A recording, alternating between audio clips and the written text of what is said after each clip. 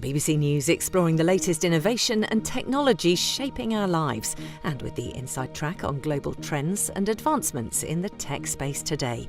From AI and robotics to health, climate, transport and gaming. Tech Now.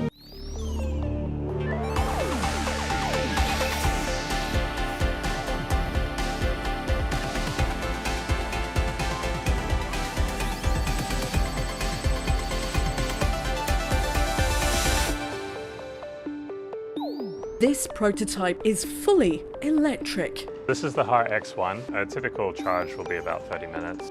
A beautiful noise, because the truth is, this noise means we're making money. This isn't what I signed up for. Take it away, Mitch.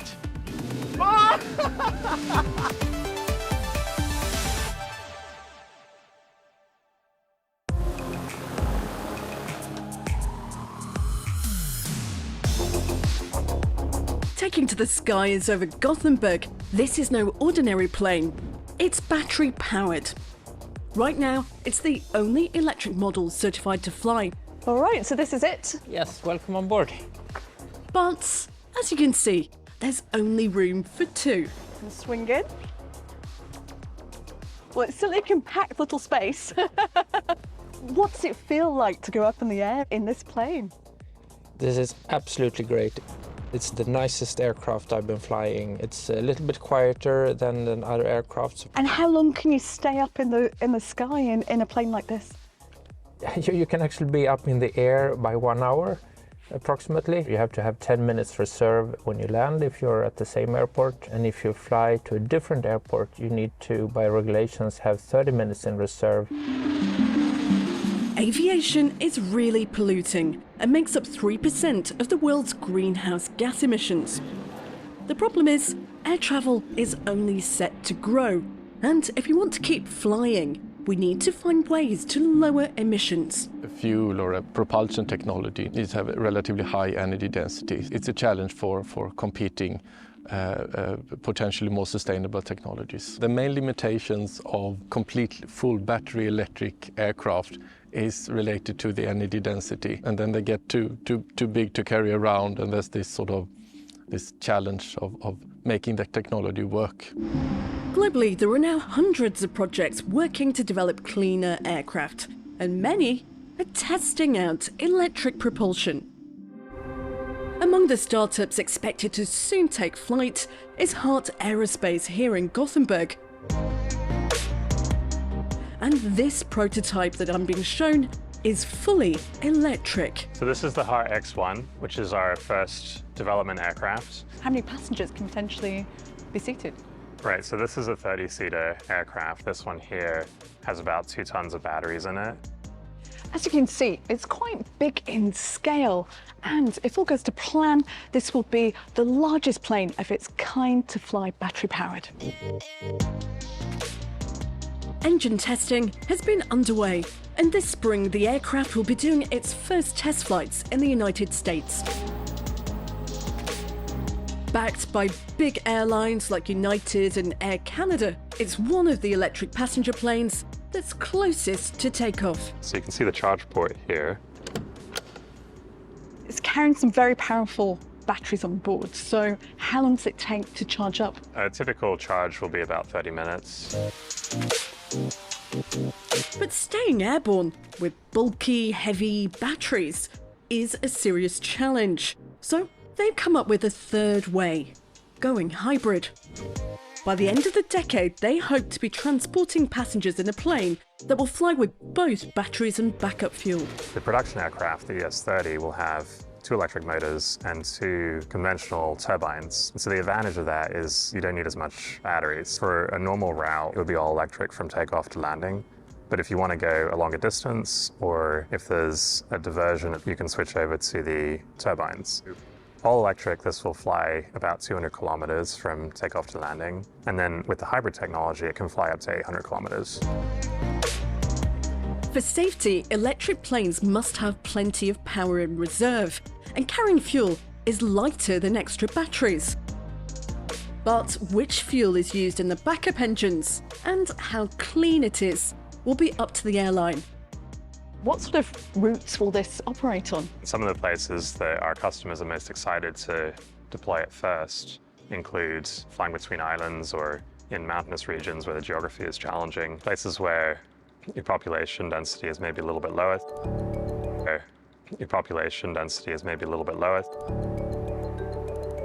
Despite advances, electric flight is only really suited to short hops. Batteries are still far too heavy for long haul, so that needs a different solution.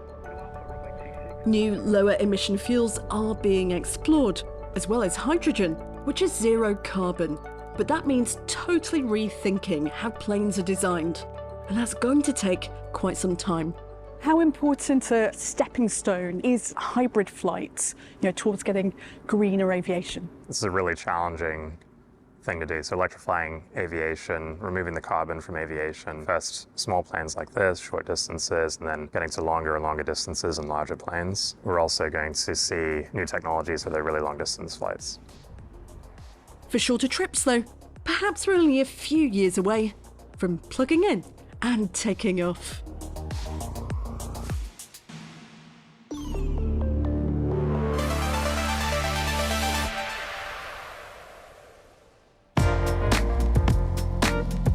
Nice sample. This isn't the most glamorous job, but there is a good reason we're trying to pick the perfect sample of poo from this rhino.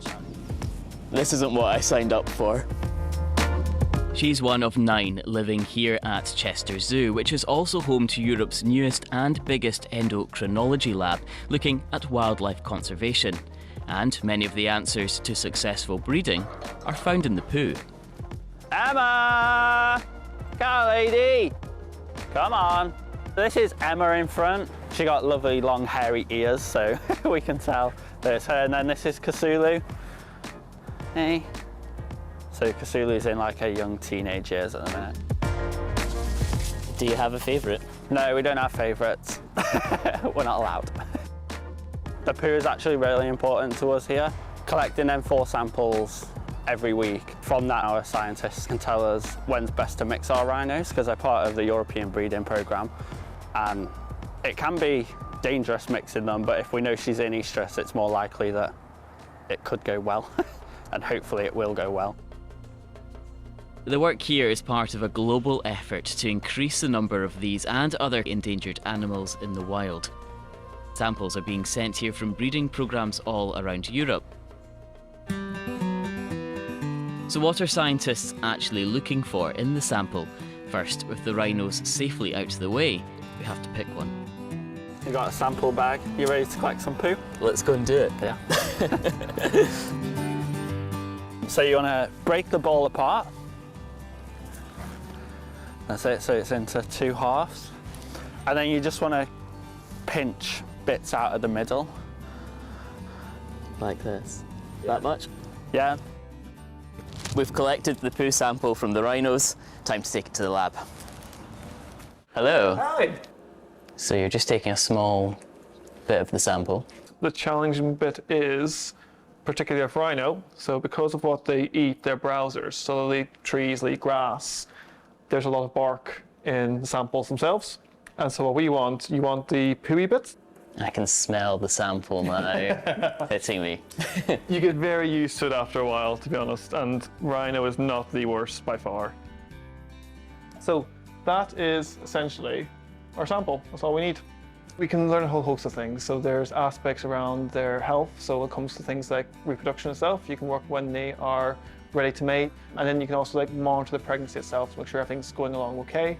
There are other bits around well-being, so we can look at see if the environment that we're providing for our animals is optimal. With the sample prepared, we need a quick lab coat change and into the clean room for testing. From the sample earlier on, we add the alcohol, and then this is the finished product. So this is what we will use to do our tests on. So we'll add some chemicals to it, and from that we will get a nice colour change reaction, and that will tell us how much hormone is in the sample.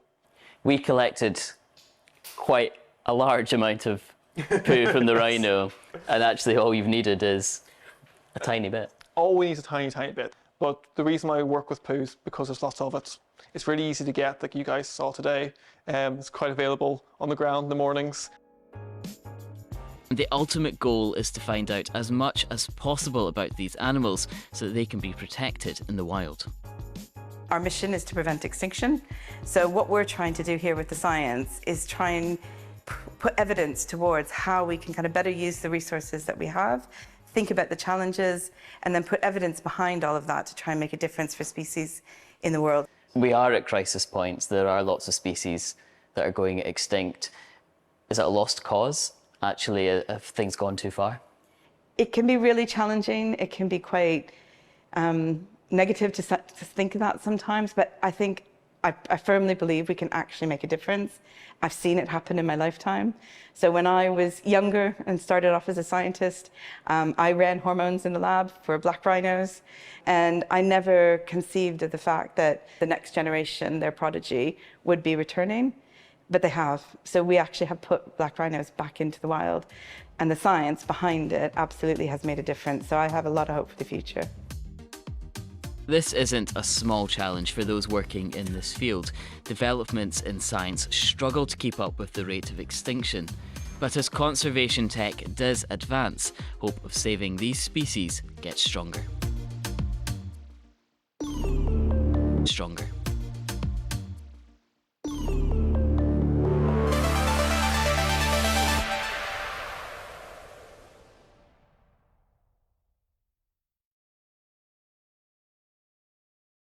I'm Natasha. I'm a traveller who's constantly hungry. Penang's food scene is renowned around the world. There is something truly special here. There is an energy that is hard to describe. It's painted on its walls, overheard in chats with locals, and of course, in every dish I taste. Food is more than just sustenance, it's connection, memory, and love. What will you discover in Penang? Malaysia, truly Asia. Therapy really can make a difference in your life, especially when you're feeling stuck. As a therapist on BetterHelp, I'm here to help clients find their why. What brightens your day? What gets you excited? What wakes you up in the morning? Through BetterHelp, I want to be able to plant seeds in your life that will allow you to shine.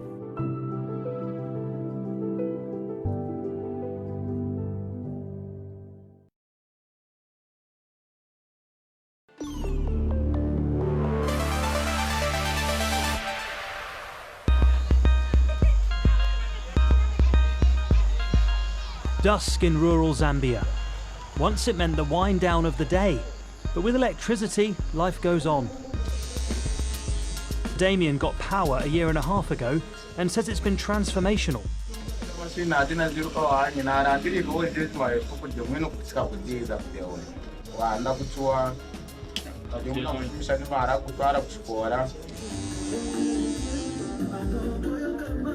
Getting electricity to towns as remote as this is an expensive engineering challenge. Follow the pylons and it brings you here, Zengamina Hydropower Plant. This is a so-called mini-grid, an island of power generation, and it has a not-so-secret weapon, Bitcoin. Since 2013, this container full of powerful computers has been whirring away in the Zambian bush 24/7, earning Bitcoin, the most valuable virtual currency. These are the actual miners. They're not very sexy, but they do their job. All a miner needs is a power cord and an internet connection. It starts mining. How many are in right now? There's about 120 in here right now.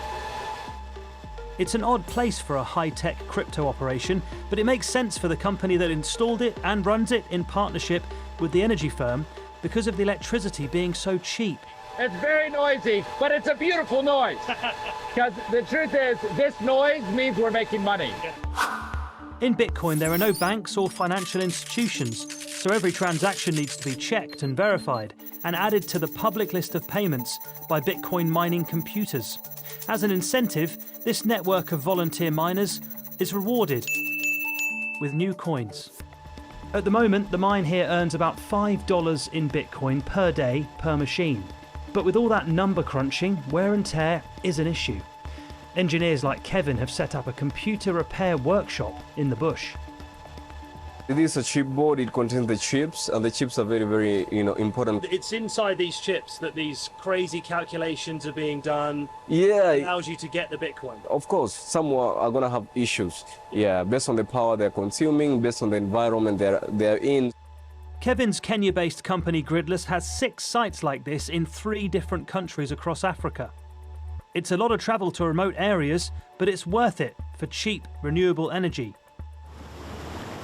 And for energy makers like Zengamina Hydro, which opened in 2007, it's also been hugely beneficial because of a problem known as stranded power. We really struggled to make ends meet, and every day we were wasting over 50% of the energy that we could generate, which also meant we're not earning from that. What we lacked was an institutional, a major user of power in the area, and that's where the game-changing partnership with Gridless came in, because their unique model where they can take excess power flexibly to create value through the computing power has transformed our operations. And the extra revenue, important to say, has also helped us keep the prices down for what we charge the local people, which is also very important.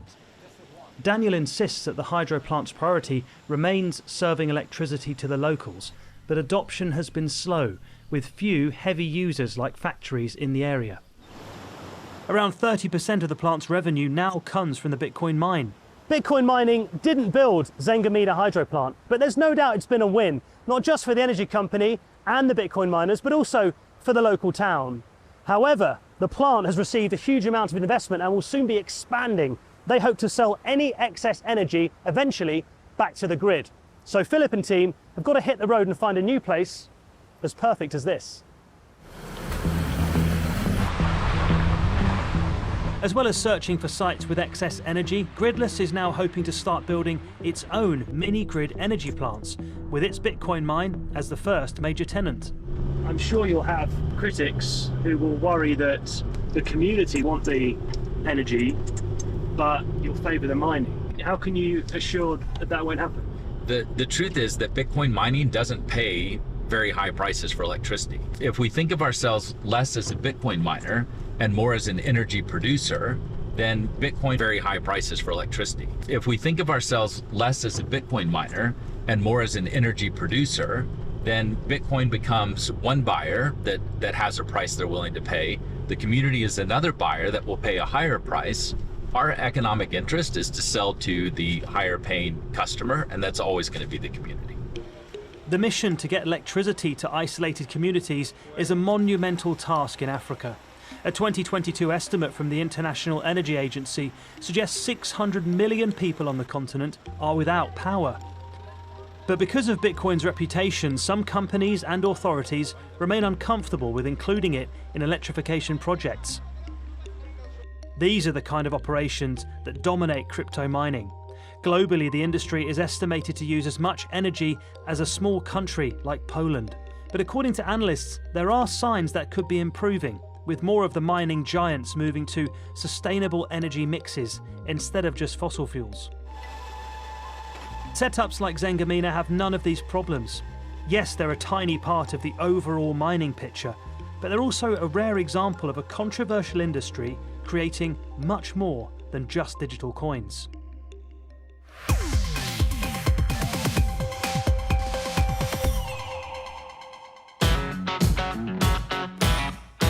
Austin, Texas, home of barbecue, live music, and for 9 days each year, South by Southwest. A global gathering for creatives, it's where film, TV, music, marketing, and art all collide, share ideas, and celebrate in style. And this year, technology, AI, and themes from our online world are bleeding into all aspects of the festival.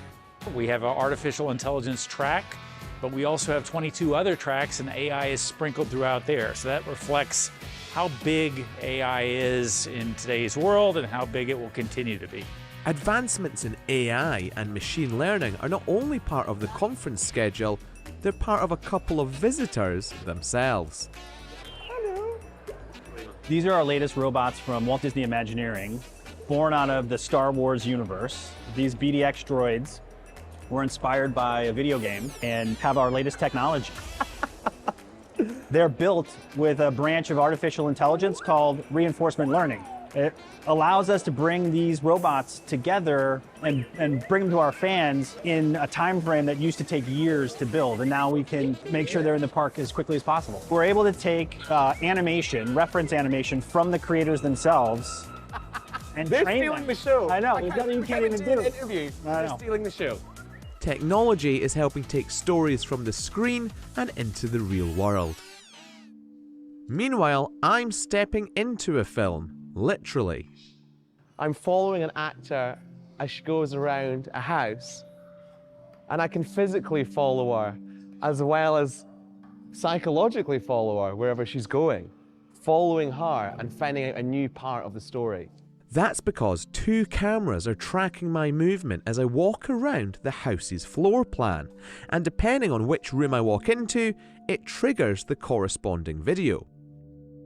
Proof, as if proof were needed, is a work by Taiwanese artist Ting Tong Chang and British art group Blast Theory.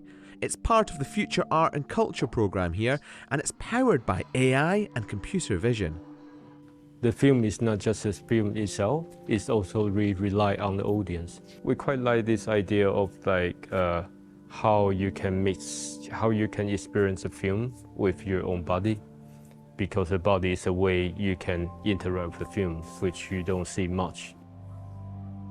It really is quite extraordinary. Depending on how I navigate, I'm in control of the narrative. It's a bit like a virtual reality experience without the headset. There's innovation here not just across screen, but also sound. Casio is unveiling a guitar effects pedal with a difference. Instead of having to use your foot, the Dimension Tripper sits on your strap and follows the way you move whilst you perform to produce a unique sound. Or in my case, a noise?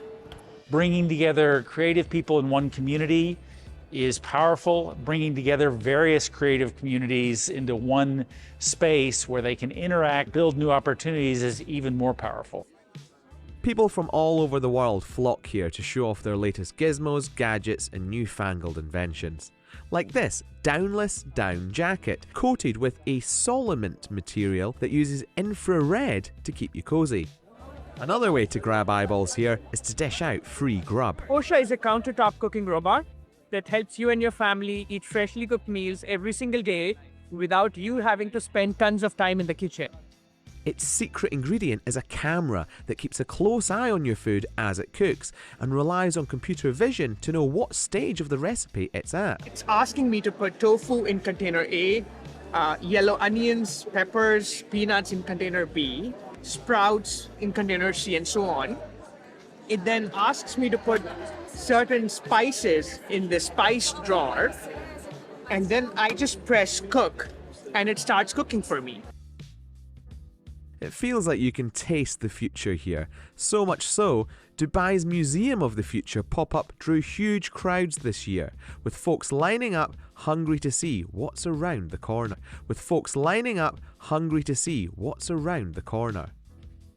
It is a museum of the future. And so we're about experimentation. We're about putting ourselves out there. And so if people are not coming to us, we will absolutely come to them. The transport of tomorrow was also on show. Lift Aircraft demoed its passenger drone for attendees in an apparent world-first flying taxi experience. Welcome. But me, I wanted to check out a new way to navigate our waters. Take it away, Mitch. The electric Arc Sport is packed with smart features like wave-making presets that enhance water sports and a virtual anchor that uses software to stay in position. A lot of gas boats actually exhaust their fumes down into the water. They leave an oil slick behind them. With an electric powertrain like this, it's a way to enjoy the water a lot more responsibly. In many ways, this is what South by Southwest is all about. Big issues, novel ideas, and innovation, plus a healthy dose of fun.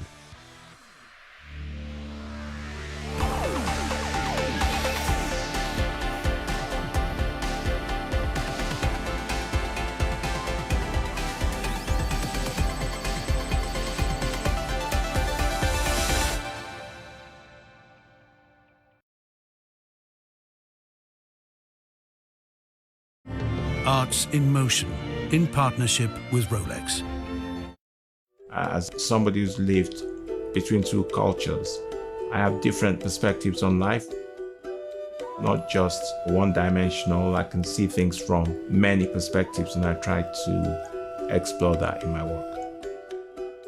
My art is mainly exploring my background, my history, and the history of colonization, and then the resulting impact.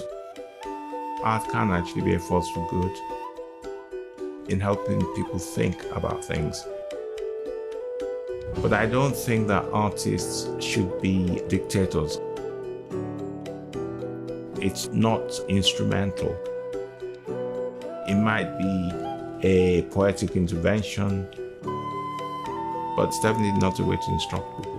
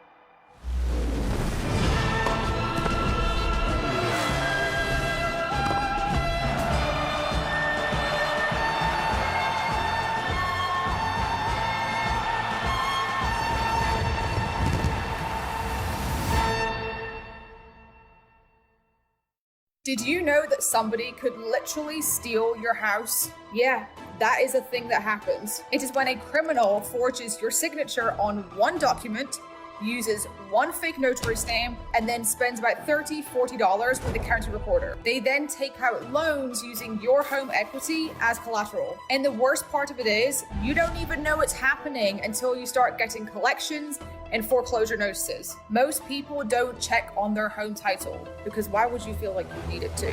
But this right here is why you need to use Home Title Lock. They have a $1 million triple lock protection that helps keep your home and equity safe. It includes 24/7 monitoring with protection immediately, urgent alerts in case there's any changes in your title. Then if fraud does happen, they have a US-based restoration team that will spend up to $1 million to fix the fraud and restore your title. Find out if you're already a victim. Go to HomeTitleLock.com now. With 4imprint, you get more than promo products. You get the certainty of personal service, design expertise, and unmatched quality to make your moment shine. Be 4imprint certain at 4imprint.com. 4imprint, for certain. Bladestone. Wasn't Bladestone having supply chain issues? What's the analyst forecast? Am I shaving? Have a question about a stock? Just swipe down and ask. Alpha, AI for investors, only at public.com.